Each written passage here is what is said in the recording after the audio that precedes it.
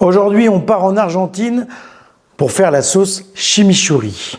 Alors, on va la faire un peu à ma manière, parce que moi, le piment...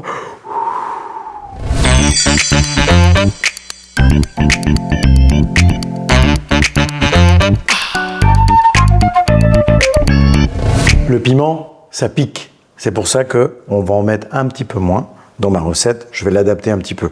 Je vais utiliser du piment d'Espelette parce qu'on n'a pas forcément le piment qu'on a en Argentine sous le coude. Il est déconseillé de faire avec de piment oiseau, c'est trop fort. C'est quand même une sauce qui doit être piquante, mais qui est là pour apporter un peu de peps à la viande, souvent grillée ou rôtie. Je vais vous faire une recette pour environ 1/4 de litre de sauce. Parce que c'est difficile de faire des pesées quand on fait des micro-sauces. Donc là, vous allez avoir une sauce pour au moins 2-3 grillades à la maison sans problème. Alors, je vais essayer de respecter la véritable sauce chimichurri. Même si, dans les origines, c'est toujours assez compliqué d'aller vraiment dans les origines des sauces. Parce que chaque coin de région s'approprie souvent les sauces. C'est comme nous un petit peu en France, on n'a pas les mêmes visions de nos préparations culinaires. Alors on va commencer avec le piment. J'ai pris un piment, comme je vous disais, un piment d'Espelette frais. Je vais vous donner le poids, parce que là c'est très important, ça pique aussi. Donc. Alors le piment, on va mettre 10 grammes de piment d'Espelette frais.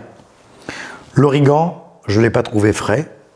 Hein, je l'ai séché. L'origan, vous l'aurez séché dans les petits pots en général. L'origan, 4 grammes d'origan séché.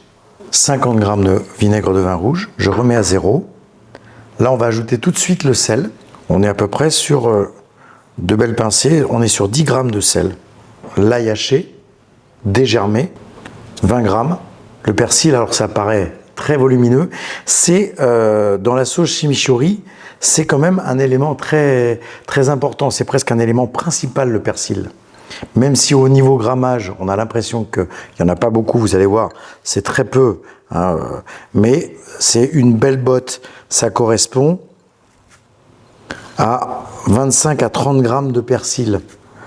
Alors, le persil, c'est pareil, dans ce genre de sauce, on évite de le hacher. Il est émincé ou ciselé, comme on appelle. C'est une sauce où les herbes doivent être un petit peu, pas entières, mais je dirais effeuillées, quoi. Ça fait, on doit encore apercevoir la feuille. Faut pas que ça soit haché, faut pas que ça soit de la purée. Faut vraiment que ça soit préparé. Ça, normalement, ça se fait écraser au pilet, là, comme on peut faire. Moi, j'en ai pas. Donc, je le fais dans un saladier. J'ai tout haché d'abord. Hein, mon piment, je l'ai haché. Et mon persil, j'ai donné 3-4 coups de couteau, sans la tige, juste les feuilles. Et vous voyez, on voit bien que c'est vraiment très, très vert. Hein. Donc, l'élément principal, c'est le persil. Là, maintenant, on va ajouter l'huile. Pourquoi j'ai attendu un petit peu avant de mettre l'huile ? C'est que j'ai mis mon sel dans mon vinaigre et je voulais qu'il se dissout. Si j'avais ajouté l'huile trop tôt, dans l'huile, le sel, il ne se dissout pas.